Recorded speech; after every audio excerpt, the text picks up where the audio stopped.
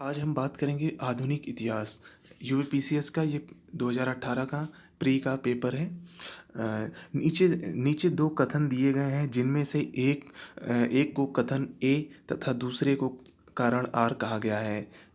कथन एक ए है, 1946 में मुस्लिम लीग ने कैबिनेट मिशन प्लान के लिए दी अपनी स्वीकृति वापस ले ली थी। कारण आर है, 1946 में गठित अंतरिम सरकार में मुस्लिम लीग शामिल हुई थी। तो इसका कौन सा सही होगा? इसका जो है ऑप्शन नंबर 3 सही होगा, सी वाला इसमें है। कथन ए सही है, परंतु करण आर आर जो है गलत है। इसके बारे में जान लेते हैं। कैबिनेट मिशन प्लान को बहुत अनिच्छा कांग्रेस प्रांतों के गुट बनाने पर अप्रसन्न थी, और लीग पाकिस्तान के न मानने पर के साथ कांग्रेस और लीग ने स्वीकार कर लिया, परंतु संविधान सभा के चुनाव में कांग्रेस ने 214 सामान्य स्थानों में से 205 स्थान प्राप्त किए, जबकि लीग को 78 मुस्लिम स्थानों में केवल 73 स्थान मिले। इस प्रकार जिन्ना ने अनुभव किया कि 296 सदस्यीय संविधान सभा में लीग के पास केवल 73 स्थान होंगे, जो 25% से भी कम है। अतः लीग ने 29 जून 1946 को कैबिनेट मिशन प्लान को अस्वीकार कर दिया तथा सीधी कार्यवाही का प्रस्ताव दिया। बाद में वायसराय ने कांग्रेस के जवाहरलाल नेहरू को अंतरिम सरकार बनाने का निमंत्रण दिया। इनमें मुस्लिम लीग को सम्मिलित होने को कहा गया, जिसे अस्वीकार कर दिया, परंतु बाद में वायसराय ने पुनः सुझाव देने पर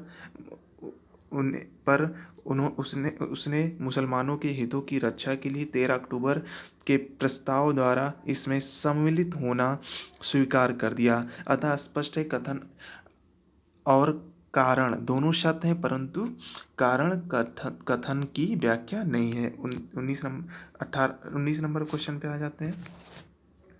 निम्नलिखित को काल क्रम अनुसार व्यवस्थित कीजिए। हंटर आयोग, सैडलर आयोग, वुड का घोषणा पत्र, सार्जेंट योजना। सबसे पहले कौन सी आई थी? वुड का घोषणा पत्र, उसके बाद हंटर आयोग, फिर क्या आया था? सैडलर आयोग आया था, फिर लास्ट में क्या आया था? सार्जेंट। इसके बारे में चलिए बात कर लेते हैं। वुड का घोषणा पत्र control control control board of control के प्रधान चार्ल्स वुड द्वारा 1854 में जारी किया गया था। हंटर आयोग की स्थापना ब्रिटिश शासनकाल में लॉर्ड रिपन 1880 से 1884 के द्वारा 1882 में की गई थी। सैडलर आयोग का गठन 1917 में कलकत्ता विश्वविद्यालय की समस्याओं के अध्ययन के लिए डॉक्टर M.E. सैडलर के नेतृत्व में किया गया था। सार्जेंट योजना 1944 में केंद्रीय शिक्षा सलाहकार मंडल ने प्रस्तुत की थी। इस समय ब्रिटिश अधिकारी सार्जेंट ब्रिटिश भारत सरकार में शिक्षा सलाहकार के पद पर नियुक्त हुए थे, जिनके नाम पर यह राष्ट्रीय शिक्षा योजना प्रस्तुत की गई थी। अतः विकल्प डी सही होगा। नंबर 1 पे कौन सा होगा? नंबर 1 पे होगा चार्ल्स का वुड घोषणा पत्र। दूसरा क्या होगा? रिबन का हंटर आयोग 1882, और आपका सैडलर आयोग 1917, और सार्जेंट योजना 1944। फिर नेक्स्ट क्वेश्चन पे आ जाते हैं। निम्नलिखित नेताओं में किसने क्रांतिकारी संगठन अभिनव भारत समाज की स्थापना किसने की थी? आपका विनायक दामोदर सावरकर ने। इनके बारे में जान लेते हैं। विनायक दामोदर सावरकर और उनके भाई गणेश दामोदर सावरकर ने मित्र मेला संगठन नामक संगठन की शुरुआत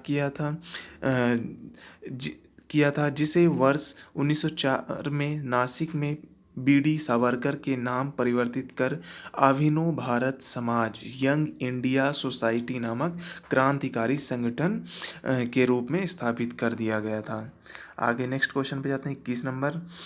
निम्नलिखित युग्मों में कौन सा सही सुमेलित नहीं है? संथाल आपका 1855 ये एकदम सही है। कोल आपका 1831 सही है। खासी 1829 सही है। आहोम नहीं सही। आहोम जो है आपका 1828 में हुआ था। इसके बारे में जान लेते हैं। अतः इसका जो डी है क्वेश्चन, वो आपका सही नहीं है। आगे बढ़ते हैं। गोमधर कुंवर के नेतृत्व में 1828 में अहोम क्षेत्र, अहोम कहाँ पड़ता है आपका, असम के क्षेत्र में, असम का जो राज्य है वो वहीं पे अहोम का क्षेत्र पड़ता है। अहोम क्षेत्र के लोगों द्वारा अहोम विद्रोह प्रारंभ किया गया था, जिसे ईस्ट इंडिया कंपनी ने दबा दिया।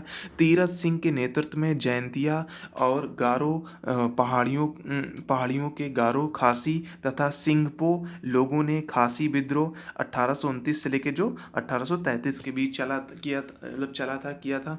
छोटा नागपुर के क्षेत्र में कोल विद्रोह का नेतृत्व 1831-32 में बुद्धो भगत या गंगा नारायण ने किया था। 1855-56 में संथाल विद्रोह एक प्रसिद्ध आदिवासी विद्रोह था, जिसके नेता सिद्धू कान्हू, चांद एवं भैरो नामक 4 भाई थे। नेक्स्ट क्वेश्चन पे आते हैं। निम्न गवर्नर जनरल में किसने कांग्रेस को अत्यधिक अल्पसंख्यक लोगों का प्रतिनिधित्व करने वाली कहकर उपहास किया था? किसने किया था? डफरिन ने। चाय पार्टी विधि किसने दी थी? डफरिन ने दिया था। तो इसका आंसर क्या हो जाता है? ये आपका ए नंबर सही हो जाता है।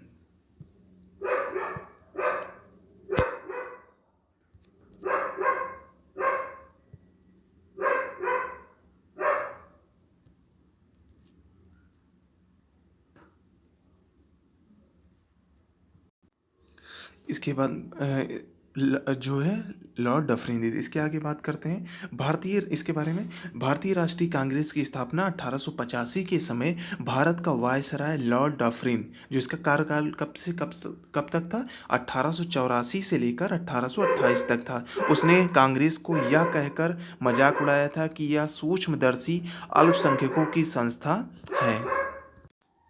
Next question. निम्नलिखित युग्मों में कौन सा सम्मिलित नहीं है? तो बात करते हैं। संबलपुर, यह आपका सुरेंद्र शाही के नेतृत्व में लड़ी गई थी। फिर गंजाम, ये राधा कृष्ण दंड सेना। कश्मीर, गुलाब सिंह।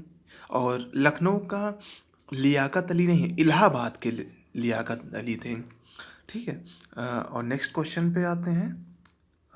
चलिए ठीक है, आज के लिए बस इतना ही रखते हैं। धन्यवाद।